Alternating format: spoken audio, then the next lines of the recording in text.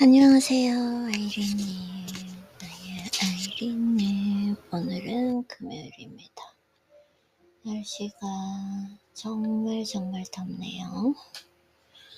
더운데 사실 오늘 아침에 조금 일어났을 때 약간의 짜증감이 있었습니다. 짜증감이 있는데 생각 자체를 한번 바꿔보니까 확실히 조금 다르게 느껴지는 것 같기는 합니다.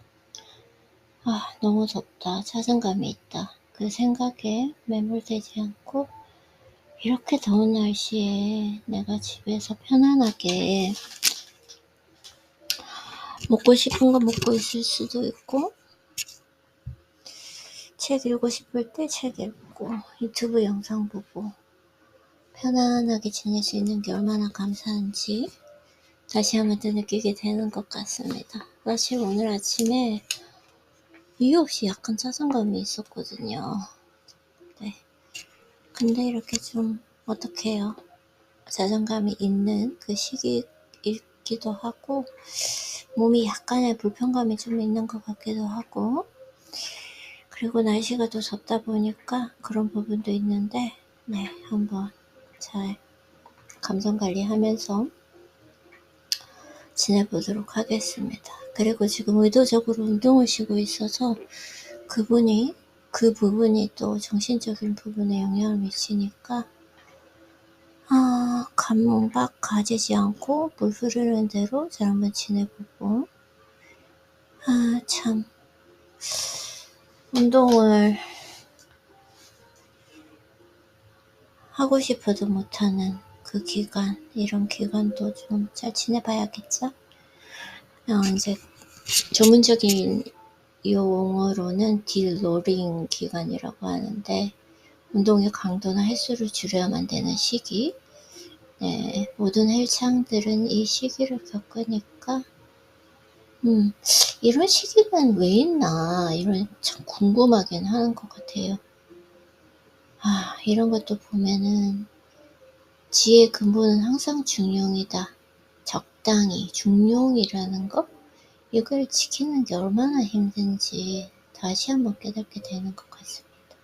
아마 제일 어려운 일인 것 같아요. 생각을 해보면.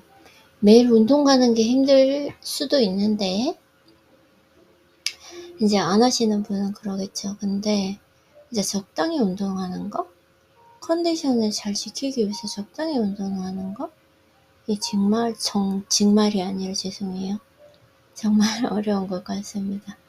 지금 기본적으로 어제 학교 수업이 하루 종일 있어가지고 진짜 하루 뭐 한 것도 없는데 집안이 지저분하니까 어제 너무 피곤해가지고 정리를 못하고 잤거든요. 이렇게 지금 조금 마음이 어수선한 것 같습니다.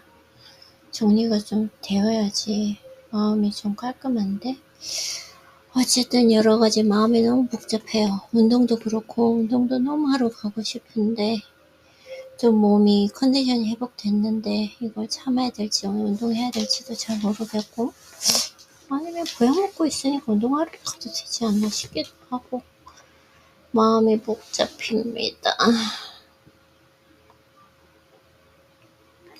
네. 그러면, 아이고, 죄송해요. 마음을 다잡고,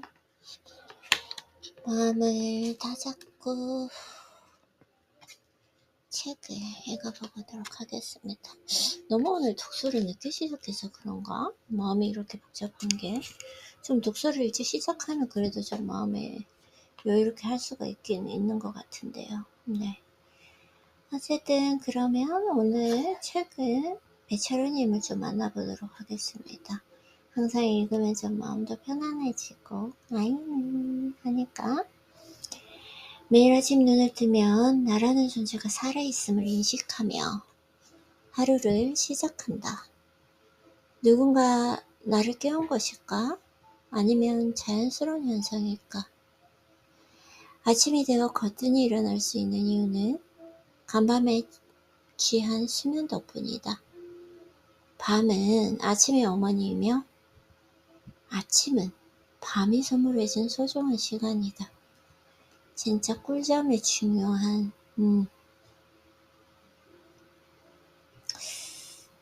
꿀잠 자고 일어났느냐, 그리고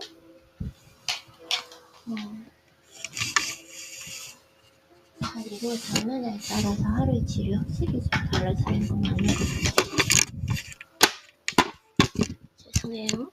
요즘에 또 종이책다 보니까 약간 스팀이 문제겠지 않습니다. 아이고. 네.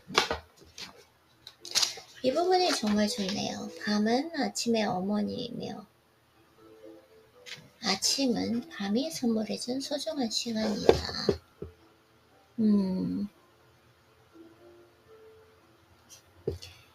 그날 그러니까 그 아침의 컨디션은 그 전날 밤에 수면의 질로 모든 것이 수면의 질로 결정된다. 당신의 답은 무엇인가?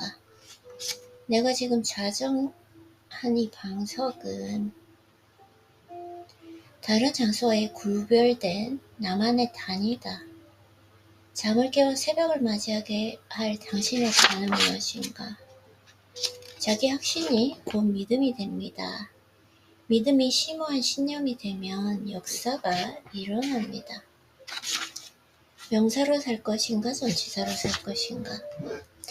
우리는 어쩔 수 없이 각자에게 주어진 환경을 수용할 수밖에 없습니다. 하지만 자신의 위치를 심오하게 돌아보고 자신의 미래를 능동적으로 선택하지 않는 한 우리는 환경의 노예로 전락합니다. 그리고 그런 환경에 안주하는 것이 편하고 익숙하기 때문에 우리의 미래는 예측할 수 없는 그 진부한 상태로 결정됩니다. 인생의 어느 시점에 이르면 다른 누군가의 가르침에서 벗어나 스스로 자기 삶의 스승이 되고 싶은 욕망이 생겨납니다. 스스로 자기 삶의 스승이 되고 싶은 욕망. 무엇을 추구하느냐가 아니라 그 무엇을 어떻게 그리고 왜 하는지가 더 중요해지는 시점이 옵니다. 어떻게 왜 하는지. 어떻게 왜 하는지. 그 무엇을 빛나게 하는 것은 무엇 자체가 아니라 무엇을 대하는 나의 태도입니다.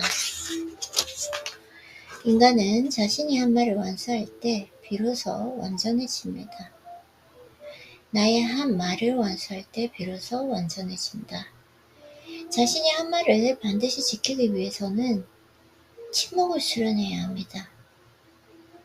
인간은 자신이 한 말을 완수할 때 비로소 완전해진다. 자신이 한 말, 그러니까 내가 한 말을 다 지켰을 때 비로소 완전해진다. 자신이 한 말을 반드시 지키기 위해서는 침묵을 수련해야 합니다. 그리고 자신이 운명적으로 수행해야 할 그 의무를 깨달았을 때 그것을 거침없이 말해야 합니다. 그리고 자신이 해야 할 임무를 내일로 미루거나 소홀히 다루어서는 안 됩니다. 내뱉은 말은 미래에 이루어질 그 희망이 아니라 바로 지금 이 순간에 이루어지는 것이기 때문입니다. 배역, 내 인생의 배역. 인생은 연습이 존재하지 않는 단막극입니다. 인간은 누구나 단 한 번의 리허설도 없이 인생이라는 그 무대에 오릅니다. 모든 것이 처음입니다. 정해진 대본도 없습니다. 배역이란 자신에게 주어진 그 역사와 환경을 응시해서 자신에게 가장 어울리는 최적의 임무입니다. 내 삶, 이번 인생의 나의 배역은 무엇인가? 자신의 배역을 알고 그것을 아름답고 완벽하게 실천하는 것이 인간의 운명이며 그 임무를 발견하는 것이 곧 깨달음입니다. 네, 오늘은 이철현님의 책이 좀 잘 안 읽혀지기 때문에 이 책이 좋더라고요. 저번 읽었던 그 후 뒷부분부터 읽어보도록 하겠습니다.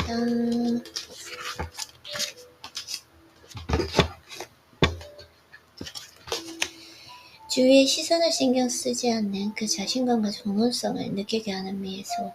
바로 그 강자의 미소를 따라하다 보면 그 사람들의 마음의 여유가 당신의 마음에도 전해질 것입니다. 아마도 휘둘리는 사람은 크고 느긋하게 움직이기보다는 당황스러워하며 급하게 행동하는 일이 많을 것입니다. 고쳐야 할 행동이란 항상 움찔움찔 두리번 거리는 행동을 의미합니다. 예를 들어 상대방이 무언가를 물었을 때 고개를 휙 하고 상대방으로 돌린다든지 상대방 쪽으로 돌린다든지 상대가 부를 때 종종 걸음으로 향한다든지 이런 거 있어요. 그쵸? 천천히 이렇게 크게 행동해야 되는데 휙 돌린다든지 종종 그렇지 않은 사람, 좀 우아하고 폼이 있는 사람, 아우라가 느껴지는 사람은 휙 돌리잖아요. 천천히 여유 있어. 그 행동 하나하나가. 그래서 정말 중요한 것 같아요. 걸음걸이 같은 경우에도 그 사람에 대해서 많은 것을 표시해주죠. 그래서 종종 걸음으로 향한다든지 지금까지는 그렇게 반응하고 있었을 것으로 생각합니다만 앞으로는 모든 움직임을 크고 느긋하게 바꿔 갑시다. 크고 느긋하게 바꾼다. 예를 들면 상대방에게 무언가를 듣고 즉각적으로 반응하는 것은 상대의 말과 행동에 자신의 움직임을 연동시키고 있다는 것입니다. 그 상대의 페이스에 힘을리지 않는 거죠. 상대가 리모컨이라면 당신은 감도가 너무 좋은 텔레비전이라고 할 수 있습니다. 상대의 말에 순간적으로 민감하게 반응해서 상대가 당신에게 바라는 그 움직임을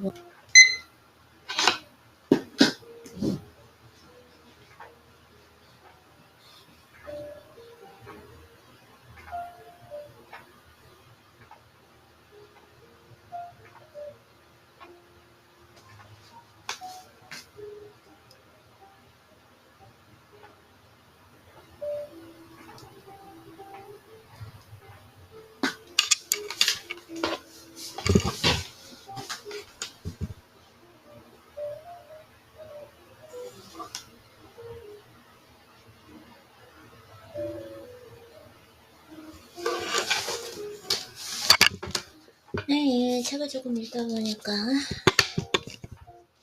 기분이 좋아지고 있습니다.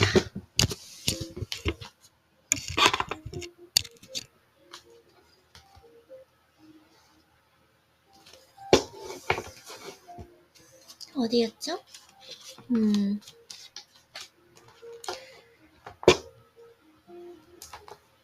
다음으로 이야기하고 싶은 것은 목소리와 말투입니다. 진짜 목소리, 말투, 그 사람의 머리 스타일, 속도, 이 모든 것이 그 사람에 대해서 이야기를 하고 있어요, 사실은. 목소리는 자연스럽게, 말투는 천천히 유의해주세요. 자연스러운 목소리라고 하는 것은 쉽게 말해서 낮은 목소리라고도 할 수 있습니다. 자연스럽게 보자요. 예전에는 제 목소리 톤이 엄청나게 높았거든요. 이 낮은 목소리라고도 할 수 있습니다. 휘두르고 있는 사람은 대개 격양된 목소리로 빠르게 말합니다.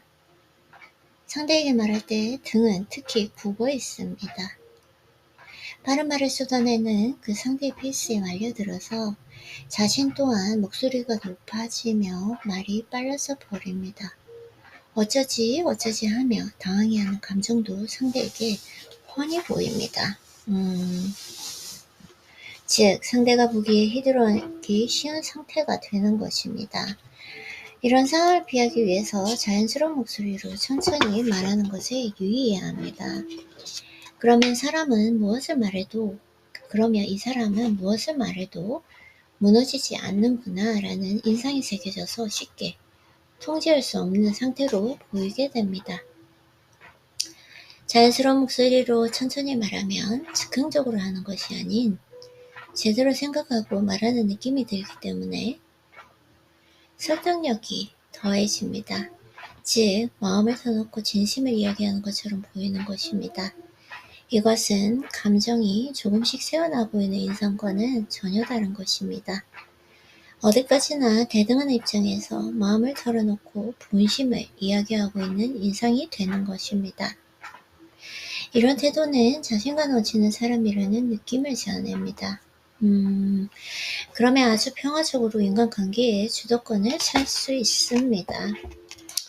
말을 많이 할 필요도 없고 대화의 주제도 상관없습니다. 앞서 말한 은근한 미소와 크고 느긋한 행동, 자연스러운 그 말투에 의식만 가질 수 있으면 누구라도 지금부터 할 수 있는 것입니다. 방심하면 또다시 상대의 페이스에 말려들 수 있습니다. 가식적인 사람이 된 것 같은 느낌이 들 수도 있습니다. 하지만 자신의 본질과 연결하지 말고 이건 그저 기술이다 라고 생각해 주세요. 휘둘리는 관계에서 벗어나고 싶다면 필요한 과정입니다. 상대의 강요를 거절하거나 자기 주장을 할 때, 이야기를 빨리 끝내고 싶을 때 등은 반대로 짧고 깔끔하게 단언해야 합니다.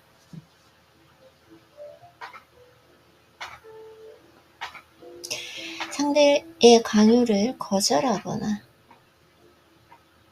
자기 주장을 할 때, 이야기를 빨리 끝내고 싶을 때 등은 반대로 짧고 깔끔하게 단언해야 합니다.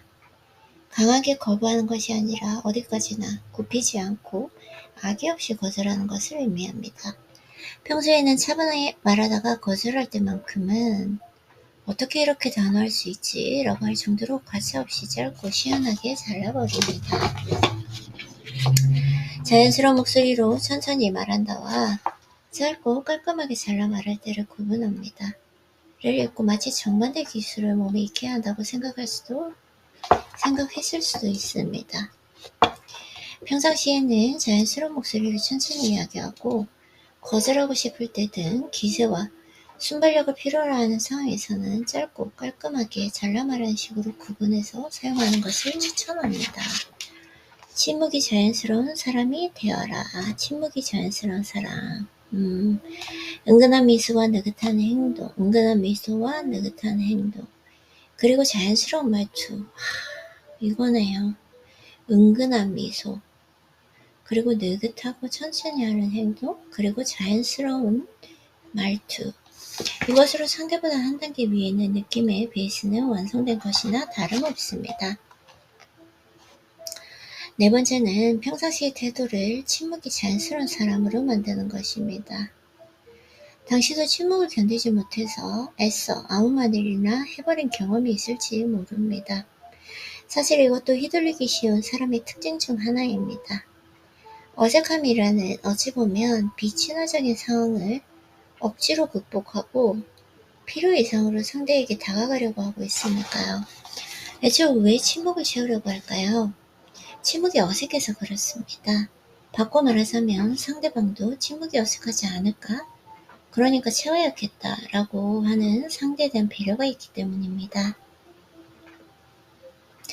사실 그 마음 씀씀이가 침묵을 정말로 어색하게 만들고 있습니다. 필사적으로 침묵을 채우려는 당신을 보고 상대는 이 사람은 침묵을 채울 수 없거나 가만히 있으면 서먹서먹한 사이이다 라는 느낌을 받아 불편함을 느낄 수 있습니다. 이렇게 해서 당신 쪽에서 이 침묵이 자연스럽다라는 편안한 분위기를 내면 상대방은 이 사람과는 가만히 있어도 서먹서먹하지 않다라고 받아들이게 될 것입니다. 그 상대의 안심한 모습을 보고 당신도 침묵이 정말 아무렇지도 않게 됩니다. 침묵에 대해서 무책임해져라. 아까 생각이 나는데요. 예전에 읽은 책인데 그 책 진짜 재밌게 읽었었는데 확실히 종이책이 좋다.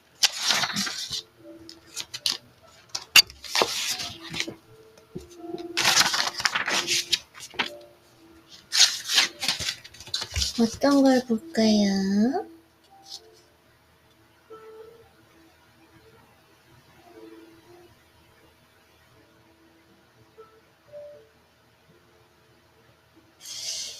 자존감 짓기 어려운 인간관계 때로는 단순하고 가볍게 인간관계에 필요한 적절한 온도, 나도 모르게 숨어있는 진짜 감정 다스리기. 오늘도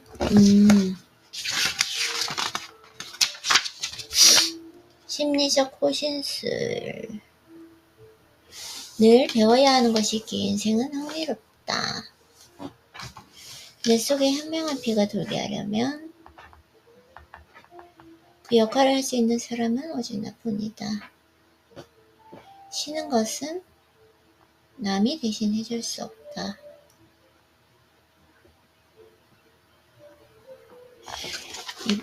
(293) Isn't it? Wow. I proposed it on this page, that's why. 내 속에 현명한 피가 돌게 하려면 결코 배움을 멈추지 말라. 배우는 걸 멈추면 그때부터 길은 사라진다. 젊은 시절 내게 모든 게 매혹적이었습니다. 난 뭐든 새로운 걸 경험하기 원했습니다. 지금도 마찬가지입니다. 난 작년에 재작년보다 새로운 걸 배웠고 재작년에 그 전해보다 더 새로운 걸 배웠습니다. 세계와 시장과 기술은 끝없이 변화합니다. 배움은 멈추면 끝나는 것입니다. 결코 배움을 멈추지 않는 것. 여성의 정신적 성숙을 가리키는 말에 현명한 피, wise blood라는 것이 있습니다. wise blood, 현명한 피. 자신의 피 속에 그런 현명함을 간직하고 싶다면 먼저 해야 할 일이 있습니다. 나는 이렇게 혹은 저렇게 되어야 한다는 강박장에서 벗어나 강박증에서 벗어나 자유로운 시각으로 자신을 바라보는 것입니다. 정신적으로 건강한 사람은 매사에 자연스러움을 추구합니다. 맞아요. 덕분에 자기 장점과 약점까지도 있는 그대로 드러내놓고 인정할 줄 압니다. 그런 다음 장점은 발전시키고 약점은 보완하려고 노력할 뿐입니다. 자신의 어떤 점이 싫은지, 외모는 어떤 부분이 마음에 들지 않는지, 언제 감정 조절에 어려움을 겪는지, 어떤 상황에서 대인관계에서 어려움을 겪는지, 비상식적인 활동을 할 때는 언제인지 등에 관심을 기울이고 개선하고자 했습니다. 그리고 그 약점까지 포함해 있는 그대로의 자기 모습을 받아들이려고 합니다. 자기 자신과 화해하고 잘 지내려면 우리는 많은 부분에서 스스로를 용납해야 합니다. 그리고 자유로워져야 합니다. 자신에 대한 죄책감, 받아들이기 두려워 숨기는 부분들, 남들의 평가, 비교의 함정, 완벽함에 대한 욕구 등등. 개인적으로 이 세상에서 완벽한 사람은 없습니다. 단지 성숙한 사람만이 있을 뿐. 그쵸? 인격적인 성숙은 자아 개념이 분명히 하고 있는 그대로의 자기 모습을 수용하고 그것을 발전시키는 사람에게 주어지는 선물입니다. 인격적인 성숙은 자아 개념이 분명하고 있는 그대로의 자기 모습을 수용하고 그것을 발전시키는 사람에게 주어지는 선물입니다. 피 속의 현명함도 그런 선물이 하나가 아닐까 싶습니다. 이 세상에 하나뿐인 나만의 사랑과 인생이 펼쳐져 있습니다. 그리고 나는 그런 사실을 잊지 말고 하루하루를 충실하게 살아내면 되는 것입니다. 지금 자신이 두 발을 딛고 서 있는 것을 좋아하는 사람이 과연 얼마나 될까 하는 때 생각이 미쳤습니다.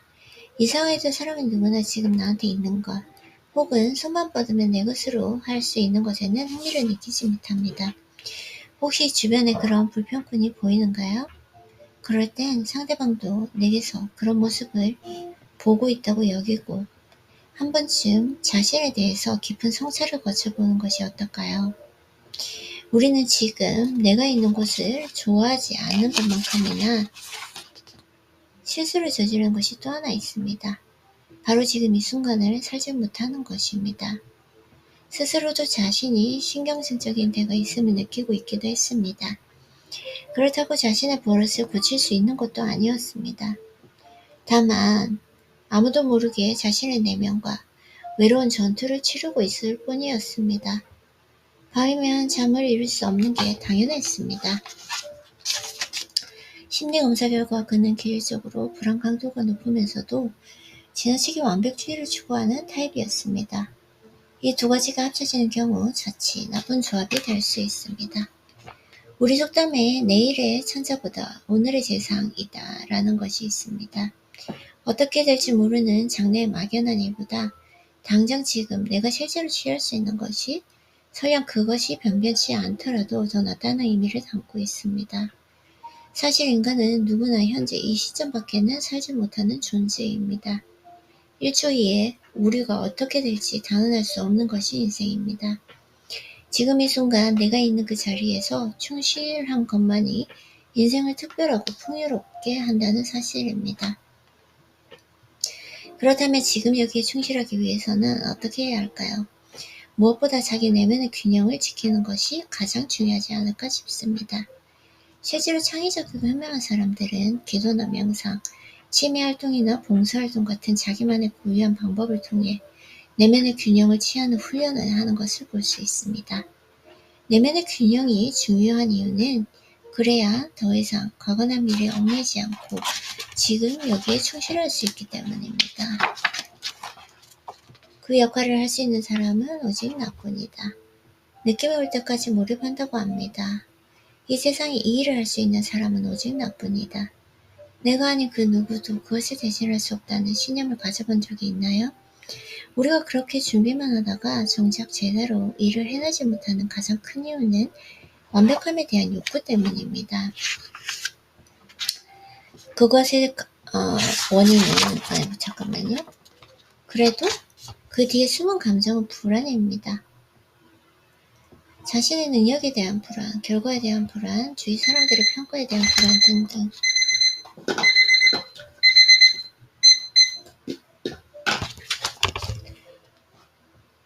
불안감이 심할 때 그러한 증상들은 대개 완벽을 추구하는 형태로 나타납니다. 누구나 시작할 때는 열정적으로 시작하지만 그 과정에서 꼭 만나는 방해물이 바로 불안감이라고 할 수 있습니다. 그리고 어느 감정보다 불안감이 한번 생기면 스스로 팽창합니다. 그러니 제대로 내가 원하는 것을 성취하기 위해서는 시도 때도 없이 나타나는 그 불안감, 어느 면에서는 자기 불신이라고도 할 수 있겠습니다. 를 잘 다스리려는 노력이 필요합니다.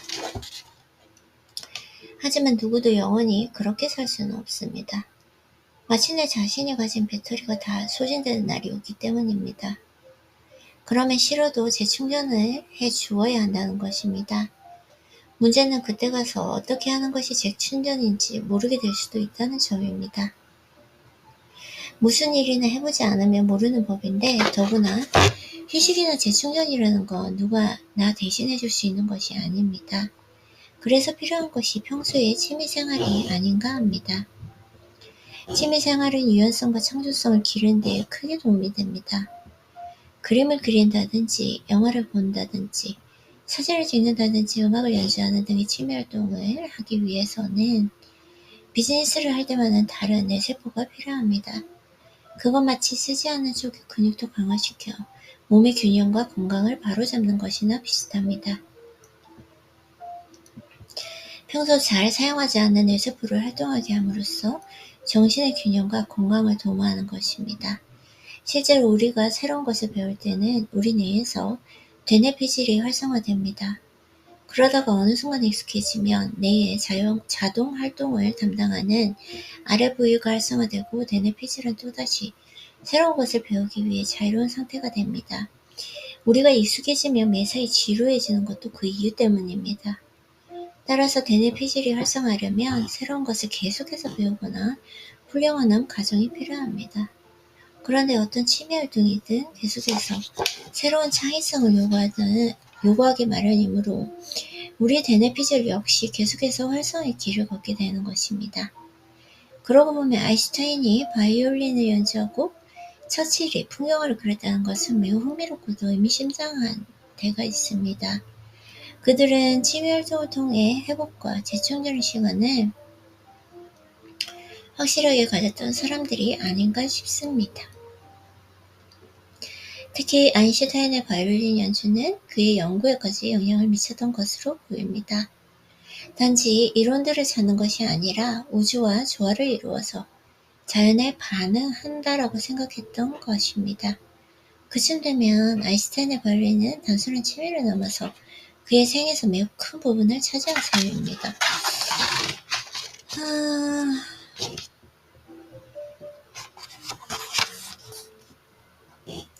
프로이트는 원인 없는 결과는 없으며 대부분의 경우 그 원인은 무의식적인 것이라고 주장했습니다. 무의식.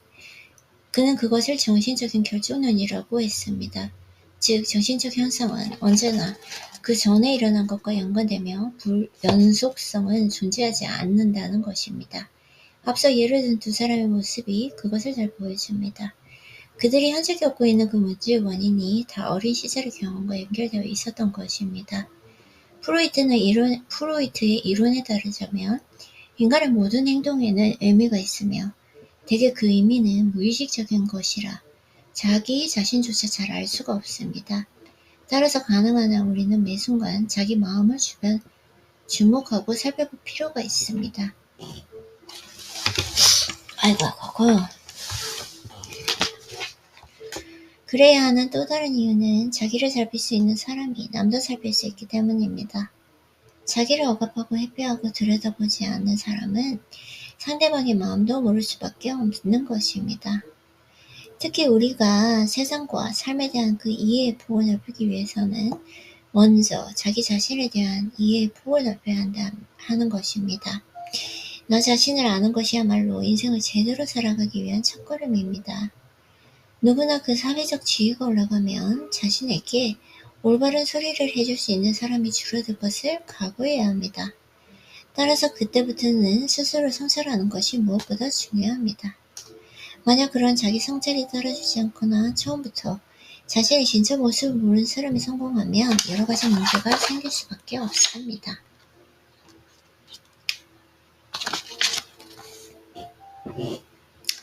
우리의 삶을 경영하는 자세에 대하여 우리가 평소 생각하는 대로만 두 사람의 인생은 극적으로 달라지는 것이 마땅합니다. 그러나 놀랍게도 그들의 인생은 별로 달라진 것이 없었다고 합니다.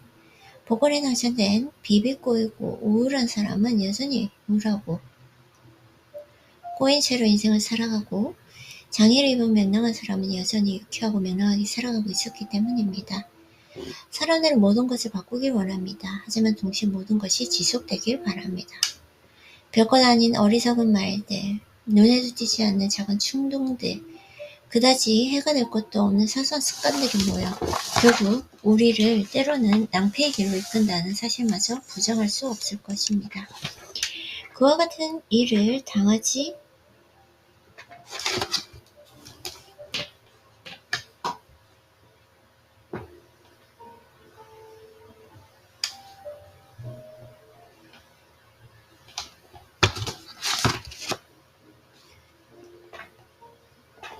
그와 같은 일을 당하지 않는 길은 하나밖에 없습니다.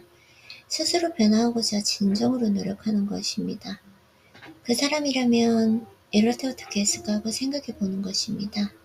스스로를 변화시키고자 결심했습니다. 그러면서 한 가지 방법을 생각해냈습니다.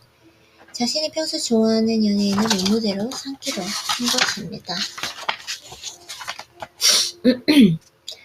예전의 나는 지금의 내가 아니다. 그리고 지금의 나는 아직 내가 될 수 있는 그 모습의 전부가 아니다. 잘 팔려야 하고 만족감을 줘야 하며 삶을 증복시키는 그 어떤 것이어야 한다. 잘 팔려야 하고 만족감을 줘야 하며 삶을 승화시키는 어떤 것. 우리가 삶을 경영하는 그 자세에 대해서 이보다 적절한 대답도 없을 것 같기 때문입니다. 그렇지 않나요? 적어도 내 인생이 성공을 거두려면 나 자신이 좋은 값에 잘 팔려야 하는 것입니다. 그리고 그 값은 내가 어떻게 인생에서 변화를 주도하느냐에 따라 매겨지는 것이 아닐까요? 만족감을 주어야 하는 것 역시 대단한 중요한 문제입니다. 우리가 삶에서 평안과 위로를 얻고자 한다면 먼저 내가 자신에게 만족감을 줄 수 있어야 합니다. 그리고 그것을 넓혀서 남들에게도 만족하다고 말할 수 있으면 나는 인간관계에서 만점을 기록하고 있다고 봐야 합니다. 삶의 다양성 앞에서 열린 마음을 가져야 합니다. 이 세상에는 60억 명이 넘는 인구가 있습니다. 성본능이 있다. 공기업 본능과 성본능이 있다고 주장했습니다. 그 영속성을 방해하는 것에는 예민한 반응을 보일 수밖에 없습니다. 그런 의미에서 단점을 보고 욕을 하고 화를 내는 것은 쉽습니다. 1차적이고 즉각적인 반응이 있기 때문입니다. 반면에 칭찬이나 격려 등은 2차적인 노력이 따르지 않으면 쉽게 이루어지지 않습니다. 그러니 내가 원하는 만큼 상대방이 날 인정해주지 않고 공감해주고 칭찬해주고 격려해주기를 바라는 것은 애초에 이루어질 수 없는 바람인 셈입니다. 다만 반 정도라도 내 기대치가 채워진다면 그건 상대방이 어마어마하게 노력한 결과라고 보면 됩니다.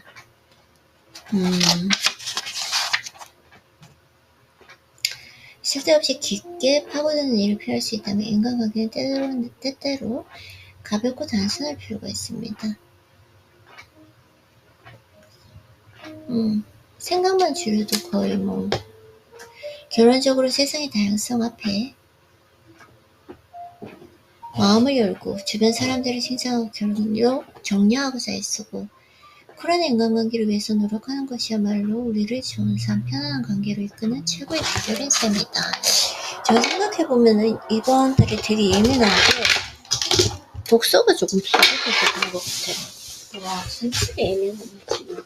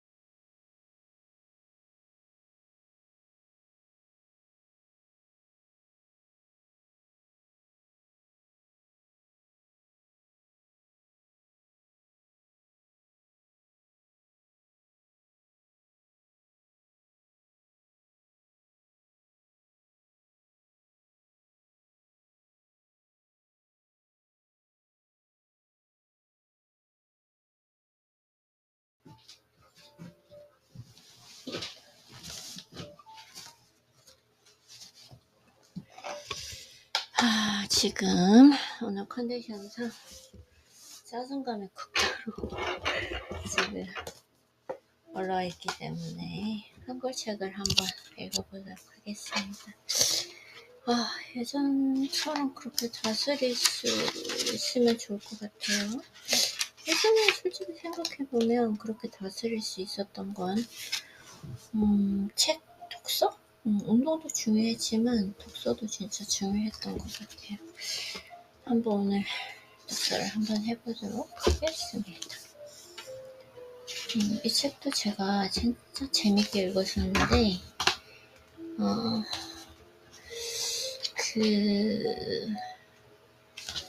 네.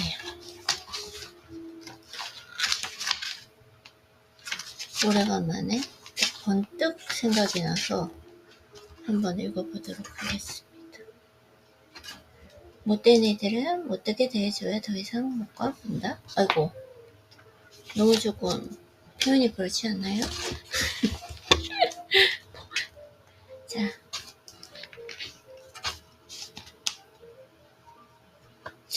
이상하게 조금 요즘에 블러 현상이 일어나서 내 눈에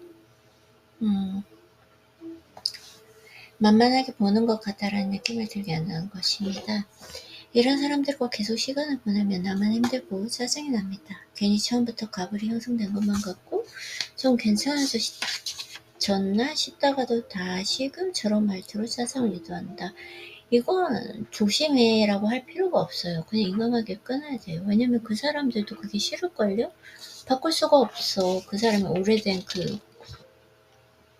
습관이기 때문에. 그래서 막 어떤 남자친구, 여자친구를 사귀면서 뭐 어떻게 남자친구를 바꿀 수 있는 방법이 없을까요? 없죠. 힘들죠. 힘드니까. 자, 그래서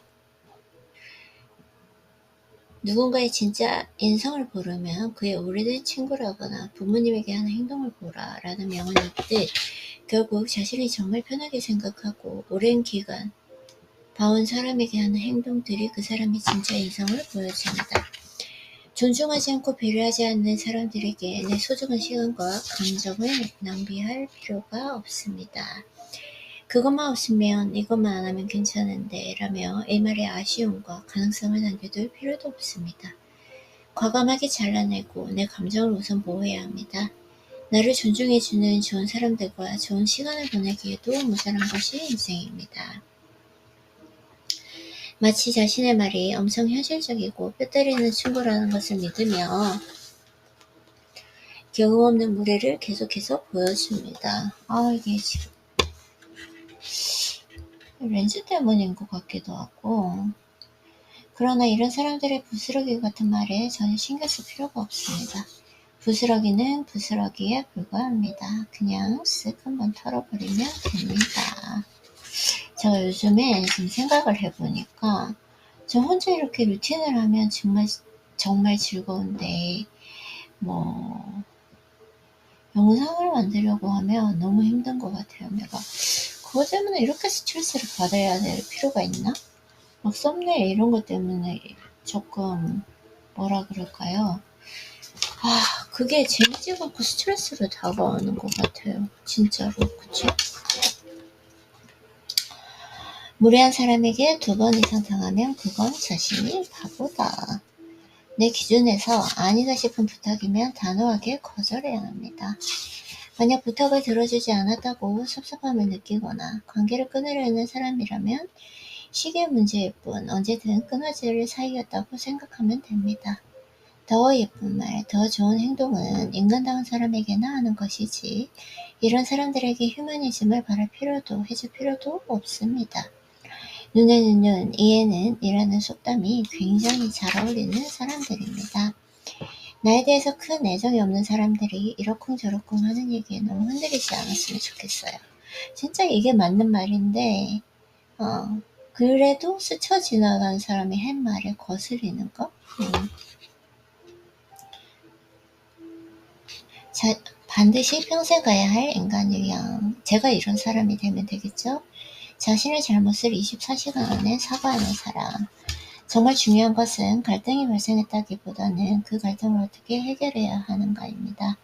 감정이 앞서서 말을 좀 심하게 했다면 진심으로 사과하는 사람도 있습니다. 후자의 경우에는 도리어 관계가 훨씬 돈독해질 수 있습니다. 사과에 인색하지 않은 사람은 스스로에 대한 자존감이 높기에 상대방을 존중할 줄 알고 배려할 줄 아는 사람입니다. 무조건 나에게 잘해주려고 하는 사람들보다는 자신의 주관을 갖고 다른에게도 자신 있게 내세울 수 있는 사람입니다. 그리고 그로 인해 건강한 가치관을 공유하며 함께 성장할 수 있는 사람이 훨씬 좋습니다. 성별에 따라 대하는 태도가 확연히 달라지는 사람보다는 누구든 만나든 솔직한 자신의 모습을 보여주고 그로 인해 신뢰와 호감을 얻을 수 있는 사람이 진짜 좋은 사람입니다. 일관된 평가를 받는 사람은 실제로 그렇게 살 확률이 굉장히 높습니다. 그렇기에 남녀 모두에게 평판이 좋은 사람을 만나면 훨씬 더 건강한 관계를 만들어 갈 수 있습니다. 인전력으로 인해 사람이 발전하고 또 성장하기 때문입니다.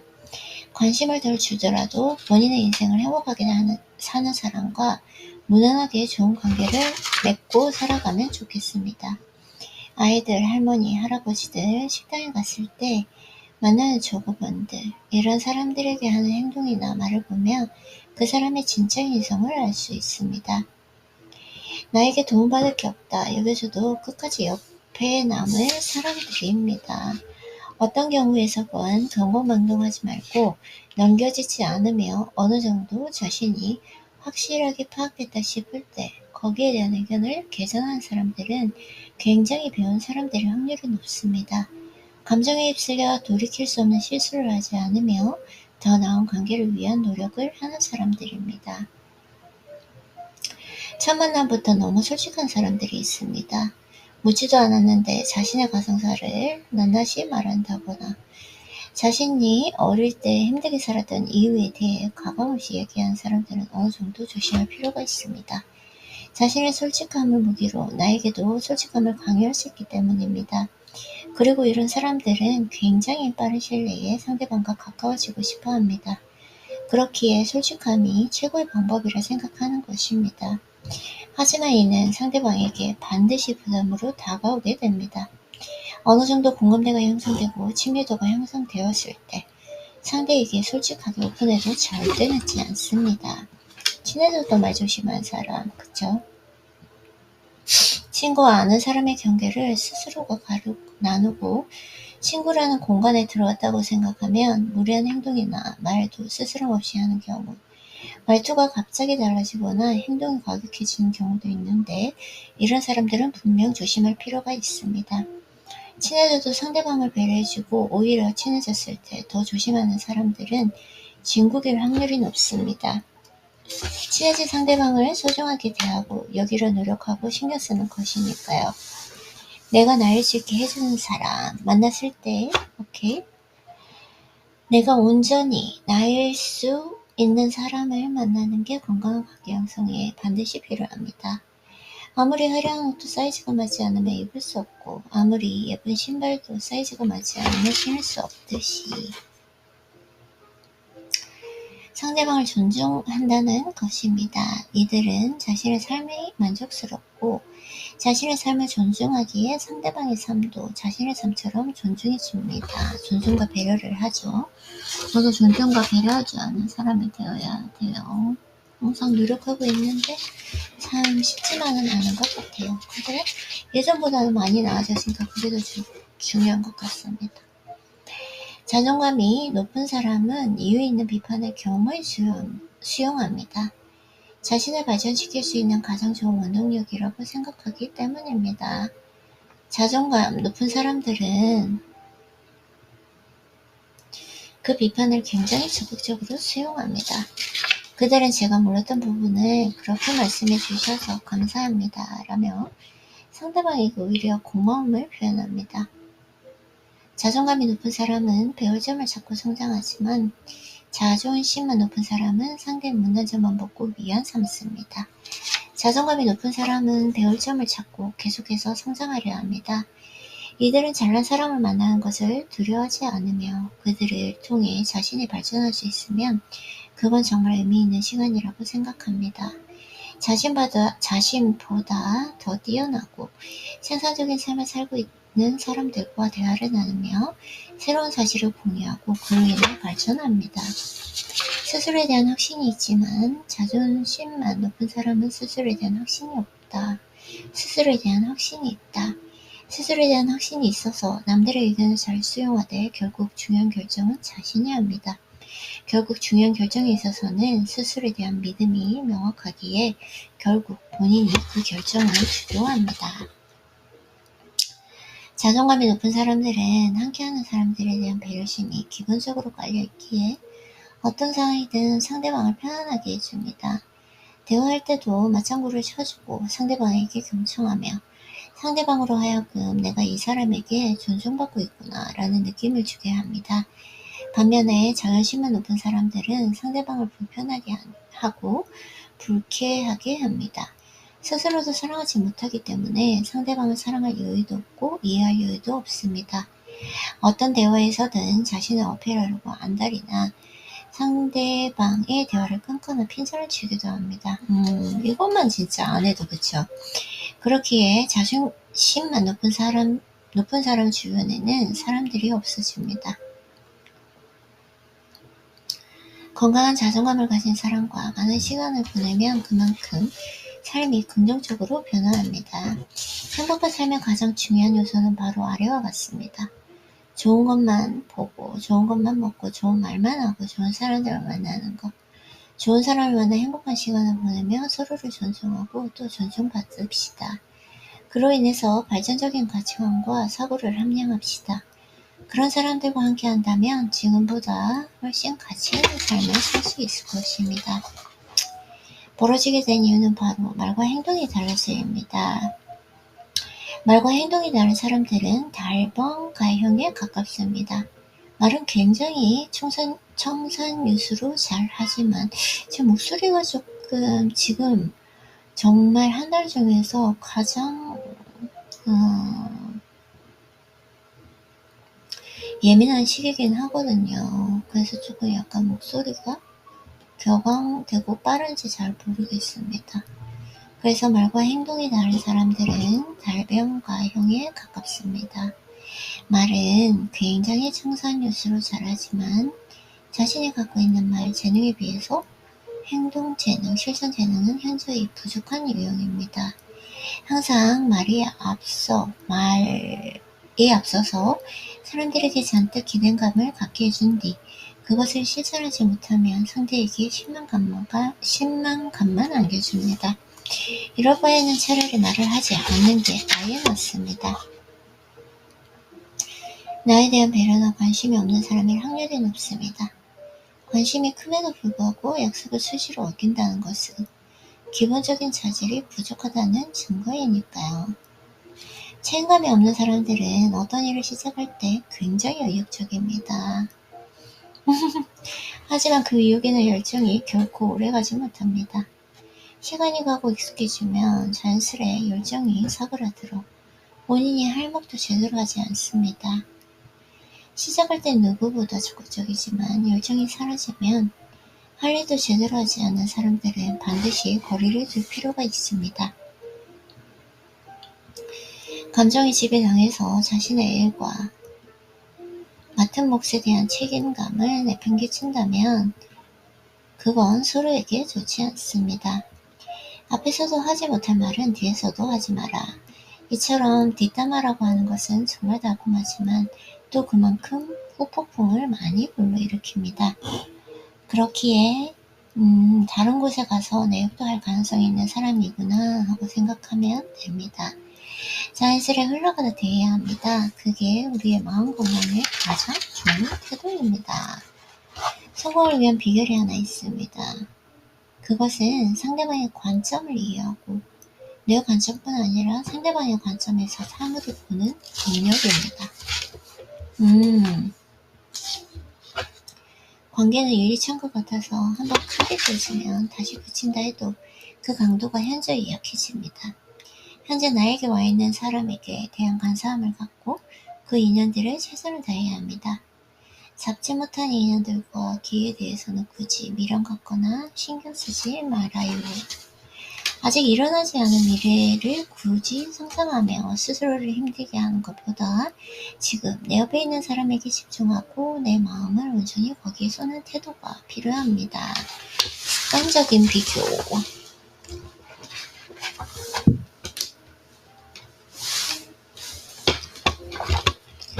계속해서 비교하게 되고 그 불편한 비교를 상대방도 당연히 인지하기 때문입니다.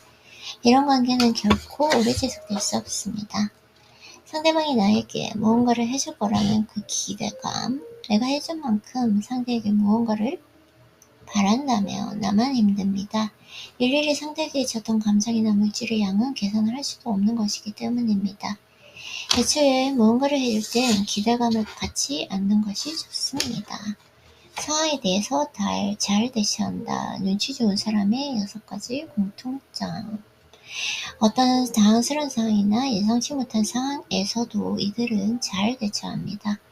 오래 사귄 여자친구가 아닐 경우 당하는 표정이나 자신도 모르게 새로 만나는 분이야? 라고 말하지 않고 안녕하세요. 누구누구 여자분이 친구분이시죠? 라며 상황을 빨리 파악합니다. 눈치가 빠르다. 이들은 당황스러운 상황이나 불편한 분위기를 그 누구보다 싫어하기에 어떤 상황이든 빨리 파악하고 자신이 컨트롤할 수 있는 환경을 만드는 데 익숙합니다.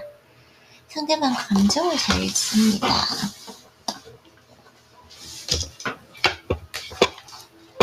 눈치가 좋은 사람들은 상대방의 감정을 귀신같이 읽습니다. 만약 상대가 기분이 안 좋아 보이면 먼저 말을 걸지 않고 자신의 할 일을 열심히 합니다. 어차피 기분은 일시적인 것이라 풀리기 마련이고 또 기분이 안 좋을 때 말을 계속해서 거는 게 얼마나 짜증나는 일인지 잘 알고 있기 때문입니다. 상대방의 대화 방식이나 표정으로도 그 사람이 어떤 생각을 하고 또 지금 어떤 감정을 갖고 있는지 재빠르게 캐치합니다. 눈치가 좋은 사람들은 기본적으로 공감 능력이 좋습니다. 눈치가 좋다는 건 사실 그 자체가 상대방을 잘 이해하고 어떻게 대할지를 고려하는 것이기에 사고보다는 감정의 영역에 가깝습니다. 머리 기르고 싶어라는 답이 내재되어 있다는 것을 알고 머리 길러도 잘 어울릴 것 같은데 난 요즘 장발 남자들이 좋더라 라는 식으로 빠른 눈치, 탁월한 공감 능력으로 상대와 훨씬 더 나은 관계를 만들어 나갑니다. 눈치가 빠른 사람들은 오히려 모르는 척을 잘합니다. 얘기하기가 좀 어려운 문제라면 잘 모르겠는데 라는 식으로 답을 회피합니다. 그 답을 말해봤자 자신에게 득이 될 게 하나도 없다는 걸 잘 알기 때문입니다. 자신에게 득이 되지 않는 분야에 대한 언급을 자제합니다. 이들은 배려심이 너무 좋습니다. 공감 능력도 좋고 상대의 감정을 잘 읽으며 상황에도 잘 대처하기 때문에 기본적으로 배려심과 이타심이 탑재한 경우입니다. 상대가 불편하지 않았으면 하는 예쁜 마음으로 사람을 대합니다. 다투기보다는 양보를 먼저 합니다.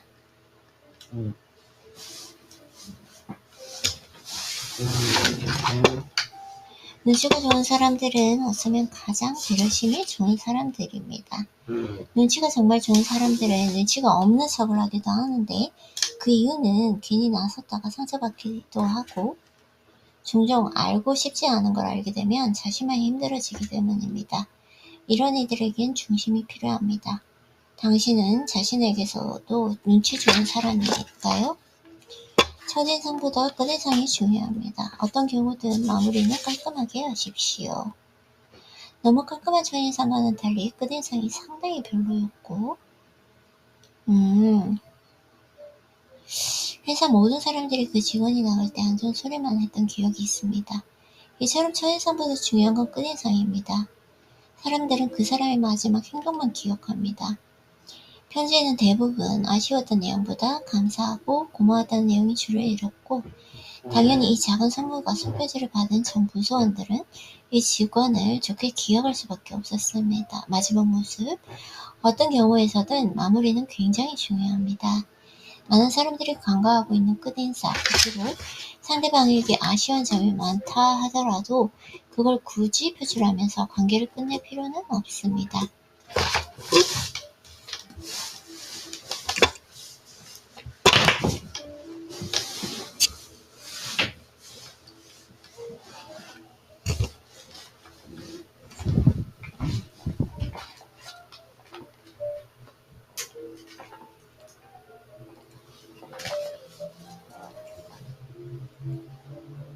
오히려 대인배 같은 그